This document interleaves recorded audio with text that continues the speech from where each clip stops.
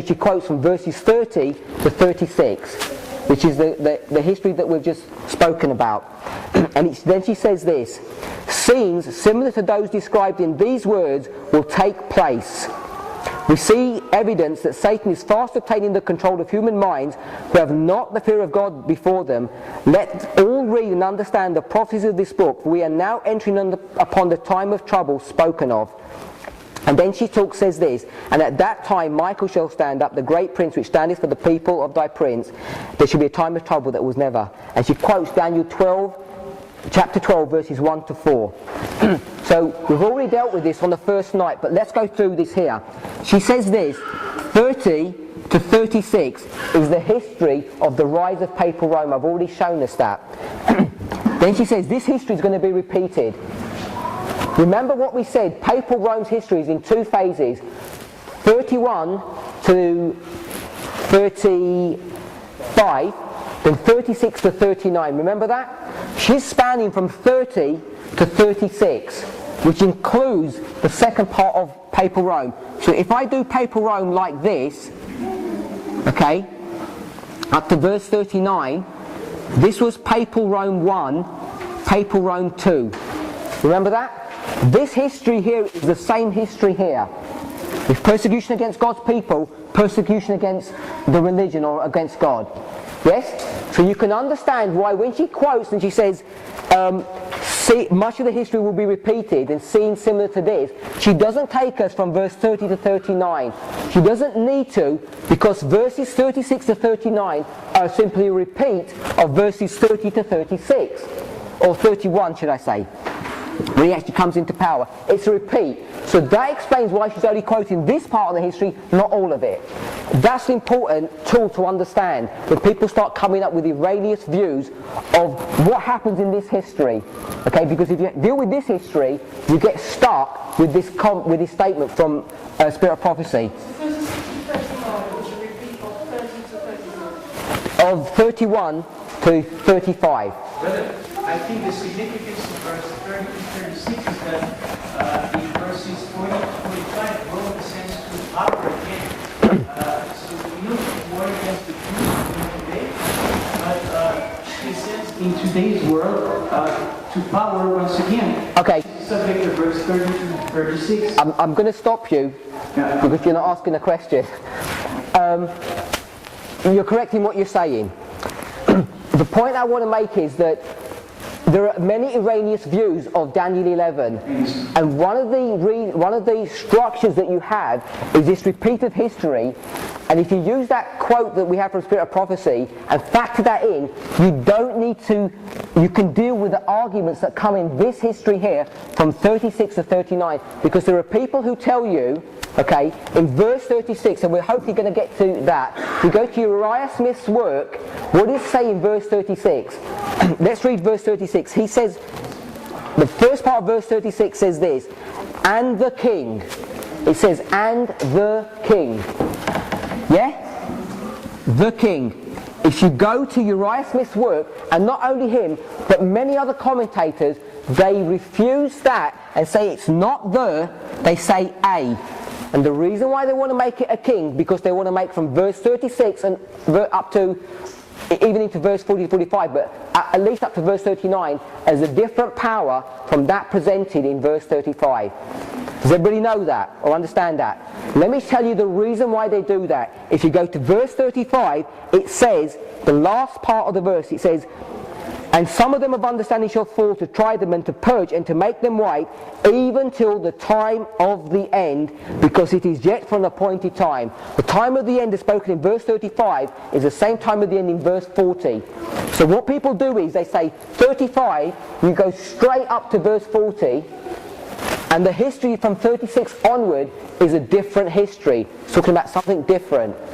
So this is what they'll say. This is papal Rome on its own. Then 36 to 39, from Uriah Smith's understanding, is dealing with the history of Napoleon. Yeah? A king should stand up. And the technique or the reasoning behind that, he says that this here is 1798. Does everybody agree with that? Yes, it's true. When you get to verse 40, That's 1798. And he says verse 39 and verse 40 are connected. So Napoleon goes from the beginning here to 1798, and the papacy goes from this history to 1798. So he converges the papacy with Napoleon. Does everybody see why he does that? It's an understanding of verse 35. A simple word study that shows you can't do that is because if you look at this word here, it says the king, and he will quote three famous scholars, Mead, Wintle, and I can't remember the last person's name. They were famous commentators, and it's in Daniel Revelation, and he says they say it shouldn't be the king, it should be a king, but he is wrong on that. If you go to you can't use Strong's to prove this. You need a more powerful lexicon. Let me just show you something that you need to understand. If I go to H1111, okay, and I go to Strong's and it says it means run, okay? Is that straightforward? So you would think that word means run. If you go to the Hebrew, the actual background of this here is a simplification of the reality. And this H111, if you went to the Hebrew words and the Hebrew words look like this, okay, you'd think, when it says this word occurs 500 times in the Bible, you'd think there are 500 words that look like that. Would you not? That's not the case. What you have is a variation. Out of those 500, you might have 400 that go like this, and you might have 100 that go like this, and they've got a little mark next to it. I'll make that 50, and you'll get 50 that say this, and they've got a mark here, or they've got a prefix or a suffix. So what Strong's gives you, it just gives you really not root words in the real sense, but it just gives you a general idea of what those words mean. So it won't show you distinction between, if it said run, he runs, she runs, they runs, running, ran, it won't give you all those connotations with gender association and tenses. Does everybody understand what I'm saying? Okay, it will say, if that was boy, it might be a boy, the boy, those boys. Strong's won't give you the ability to understand if it was a, the, or they. All it will just say it's boy. So when you come to here and you say the king, we could say it could be anything. The king, a king, there was a king. But in the Hebrew, it definitely and specifically tells you that this prefix on king is the, not a. Does everybody understand the difference between the and a? If I said a king, you don't know which one it's talking about. If I said the king, what do you need to know? It's the definite article in the English, but you have to know some information before it. So when you have a pronoun, the king, you have to know the king, you go back. And who is the king before that? Papal Rome. You have that argument from a word study, and this comes up over and over again.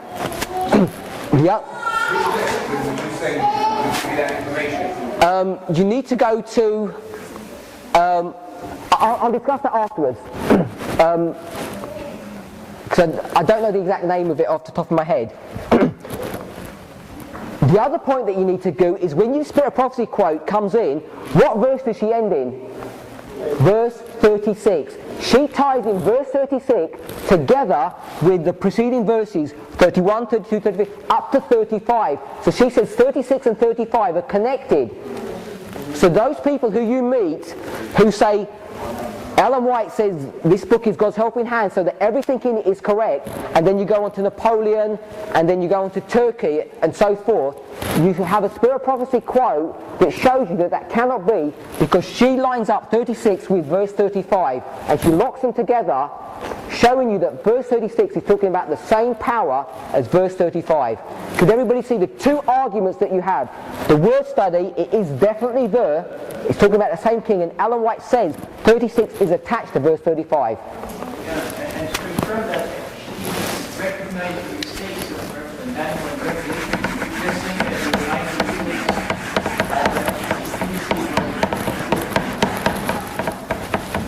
Did she actually quote that?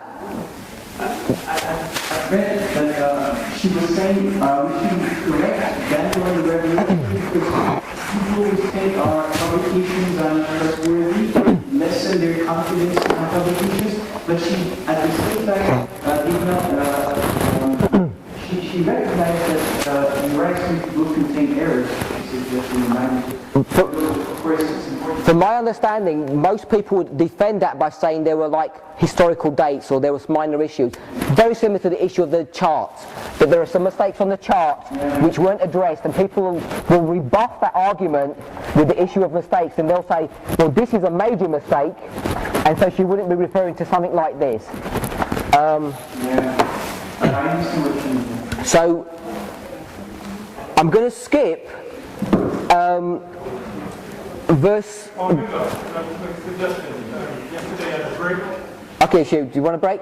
So I was going to say 11 break within 10 minutes. Okay, well let's have a break. But before we have the break, I just want to make one more comment on verse 36. We've done a word study on verse 36. It's the king. Ellen White says that 36 and 35 are connected. And there's another point that if you look at the wording, just do this one. Okay.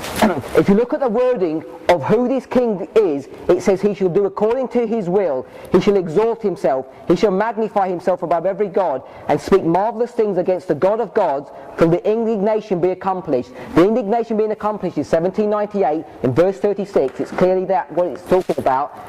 If you tie that up, and I'm not going to go through it now, with 2 Thessalonians chapter 2 verses 3 and 4, and Daniel 7, 8 and 25, if you line that up with 1136, when it says the king, and if you look at what the king is doing, you'll see the activities of the king listed in this verse are almost identical to those spoken of in 2 Thessalonians and Daniel 7, 8 and 25.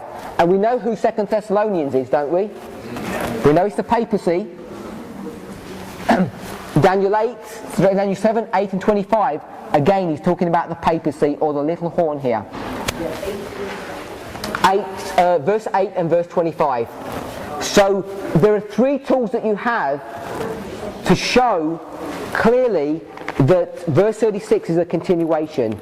Before we close, someone just wanted to make an announcement.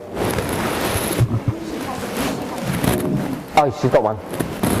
Good morning. Let's have one announcement. Today we have a special opportunity to purchase around 25-20 DVDs done by Parminder. I believe they're the most comprehensive and in-depth studies done on 25-20. There's 20 hours of teaching. They are in 10 DVD sets. We will be selling them at the back during the lunch break. And what time do you have to be out there? If we have lunch at 2, we won't have any time to do after. Can we have lunch a bit later? So I hope everyone if we could push it to 3 or as close to 3 as we can. Lunch 3 till 4 and then just go, yeah. Because if we do it the other way around, people will sit around and we'll lose an hour. You still come at the back and you'll put out something. I think somebody else may have something for sale at the back. I don't have that information, but yeah, you'll find out. Okay. Thank you. I think we're going to do lunch at 3 o'clock today. We're going to have lunch. We're having lunch at 3 o'clock, and we have to vacate by 4 o'clock. The reason why we're going to do that is if we have lunch at 2 o'clock, by the time we've finished lunch, we'll lose the rest of the afternoon and we're not going to be able to gather back together again. So we want to close up the whole program before lunch. We'll have lunch and then everybody can vacate, because we have to be out of here sharp by 4. So that's the reasoning behind it. It's a little bit late, but if we have it at 2, we'll end up yesterday having a 2-hour lunch talking, and we won't gather everybody together again. So I hope you can stretch out to 3 o'clock. We're going to have a 10-minute break, and if we can get back at 20 to 1, and we're now going to deal with Daniel 11:40 to 45 as fast as we can get through that. So let's close with a word of prayer before we finish.